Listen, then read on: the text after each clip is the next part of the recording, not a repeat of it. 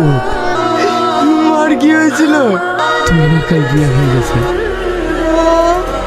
হ্যাঁ, এটা শোনার পর চাচি ওখানে ছুটে গিয়েছিল। তারপর না তুই না, তুমি নাকি অন্য কোথাও বিয়ে করছো?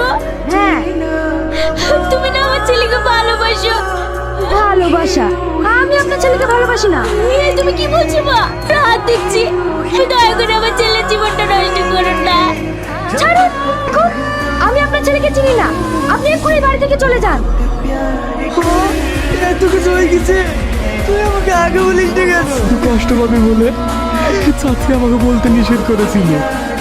তুই না তুই না